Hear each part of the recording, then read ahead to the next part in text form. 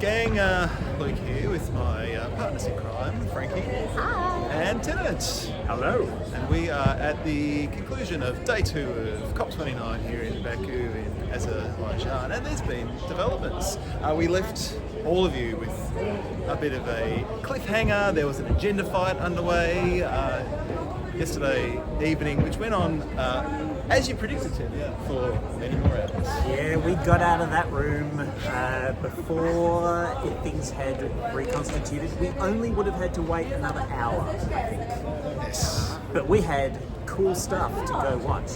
We did, but should we? I guess the presidency got their early win on Article 6.4, right? They totally did. So all the stuff that the supervisory body's been up to the last little while got waved through. There was a strong sense from the COP presidency that that's all good. We don't need to spend a lot of time talking about that. We still have our eyes on you. Like, don't think that we're not paying attention. Don't do anything crazy, but we don't need to spend a lot of time talking about all that operational stuff around Article 6.4. That's right. Subcontracted to the supervisory body. The COP's still in charge, but they're cool with the supervisory body just working through some of those issues. So, that's sort of taken a bit of the heat out of things early and given the presidency a bit of a win. So then focus pivoted on some of those other things, like the sidebar on the UAE. UAE consensus. There was concern that a lot of the stuff that had come out of the global stocktake last year was going to be just focused on the finance stuff, and some of the things that many people are really focused on around fossil fuel phase down and the like were not going to get discussed because they were listed under the finance section of the agenda. But there's nothing a footnote can't solve. Nope, a fancy footnote saying you don't have to be limited to talking about finance and those things. What's in a name? Talk about whatever you want. Yep. Which we'll see if that becomes a broader principle that might lead to epistemological chaos across the entirety of future texts. But for now, it was a solution. And so today, and I feel like yesterday, pavilions were still being set up. Yep. I think everything was in full flight today. We've also had the first day today where some of the political leaders have been here making their addresses to the COP, and there were a couple of hotly anticipated people and things to see as a part of that.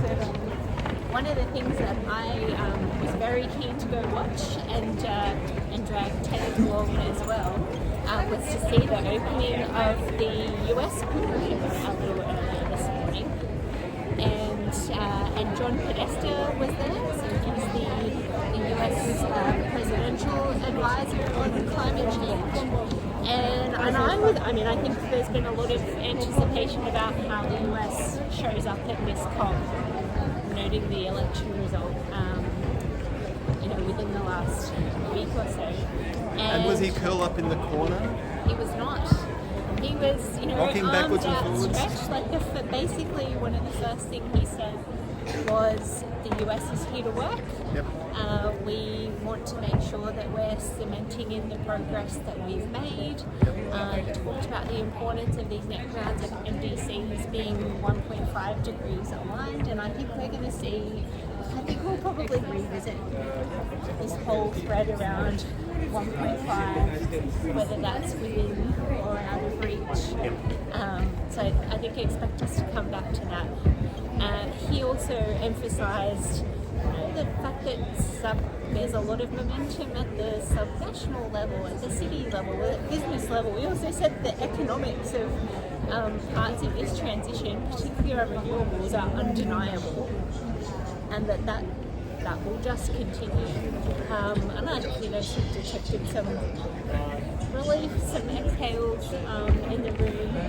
The other thing that was I think interesting about also what he was saying was that the Inflation Reduction Act has been targeted. A lot of Republican-led states, it's been very popular. didn't detect a lot of appetite for rolling that back. So anyway, so that was good to see, the US kind of pitching, and they're obviously certainly not going to be shying away from the negotiations at this COP. And as the US, perhaps not right now, but prospectively sort of taking a step back, other nations stepping up. So we had a big announcement from the new UK Prime Minister, Sir Keir Starmer today, right?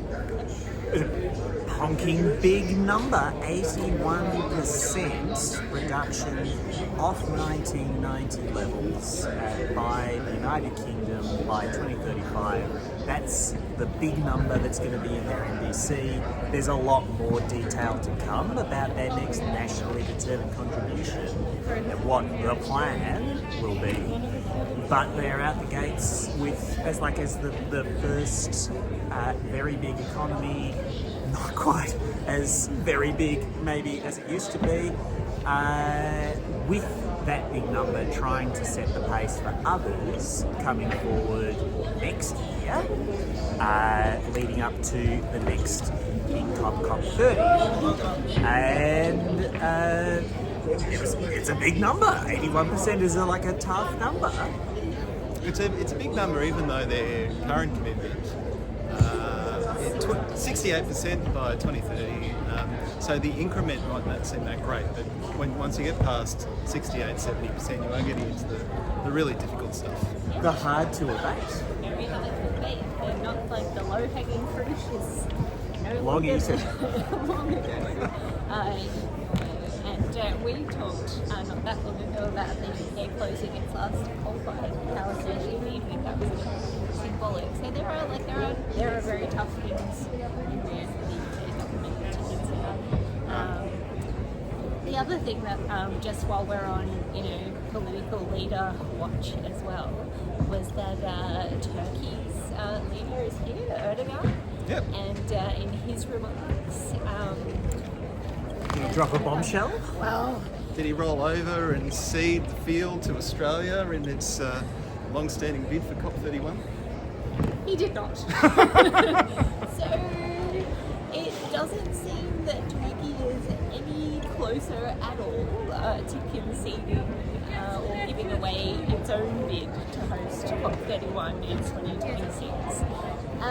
So I think he reiterated Turkey's bid to host the COP. He thanked countries that had supported Turkey's bid and their ongoing considerations of others. So I don't know if we should be getting our hopes up that was going to be resolved at this COP in terms of Australia hosting.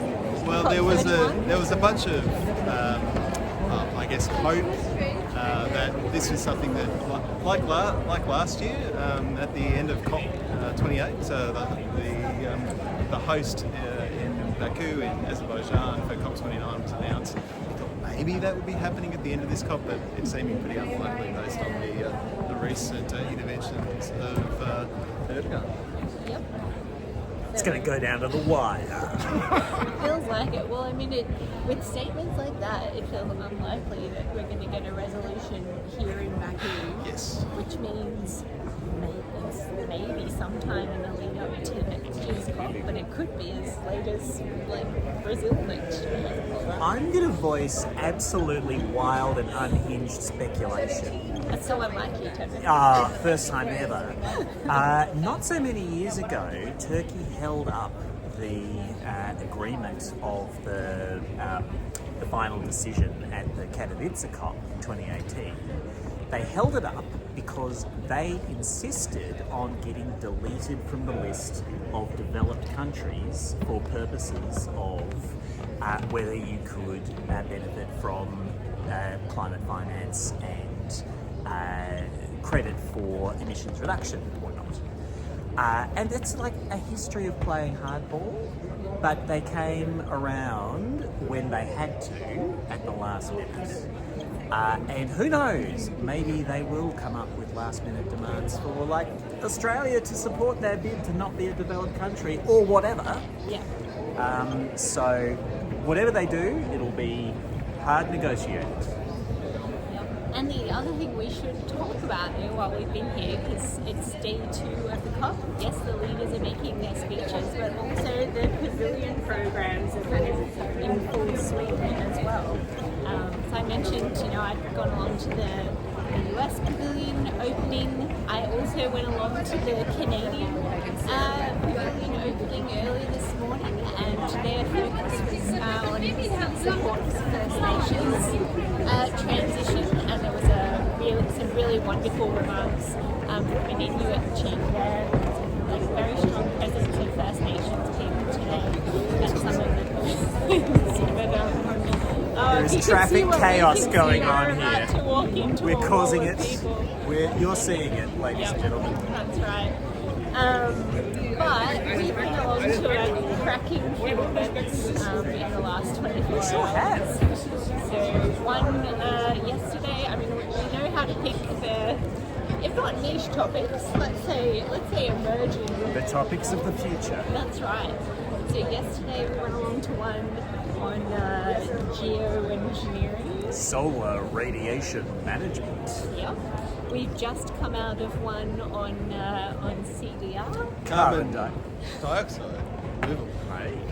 Ooh, okay. Luke wins the acronym competition for this video. But we also went along to one the geothermal power, the US pavilion. Advanced geothermal. Next gen Geothermal. NGG. Nobody said NGG, but they should. So maybe one observation to kick that off around the geoengineering and the CDR piece. That both of those events were official side events, so hosted in, you can see these green bordered doorways that we've been walking past. So they're part of the official UN program, these side events. So fancy panel sets up, very eminent speakers, usually prominent academics and things like that, speaking on them. But for the kind of focus, I think that we're starting to see this sort of recognition or groundswell that, CDR is probably going to have to be in the mix. We're not going to be getting. We're certainly not on track with the emissions reduction commitments that we've got globally. There weren't huge amounts of people at this event. They still, even though it's on the official program in terms of these side events, it's not like there were hundreds of people in the room listening with us. And I think that's really, I think it's going to be interesting for us to reflect on over the next few years to see the growth in the prominence of this discussion, how much it starts to influence the rest of what's talked about here. It's absolutely the case. And one of the things that links the two topics, carbon dioxide removal and solar geoengineering, is that they're topics that a lot of people are really uncomfortable with. And there's a small group of often very, very sort of committed and passionate researchers who understand that these are contentious topics, but nevertheless feel very strongly that this is something we need to think about and we need to talk about. In the case of carbon dioxide removals, in the realm of the scientific community, I think there's an acceptance that this is going to have to be a technology that we deploy. We need in the next breath. One always states we need to continue to drive down emissions, but we do need those removals over the medium and the long term. And then for solar geoengineering, just much more contentious. There's many people that feel very, very strongly that this shouldn't even be on the list of things we're considering. But increasingly, there's again a small but passionate group of researchers having said, we've got to be able to consider this. B, we've got to go the governance framework so we can make decisions around it, and C, to inform those decisions we need evidence, right? Yeah, and the fear that is behind a lot of this, of course, is that we're going to do this stuff instead of reducing emissions.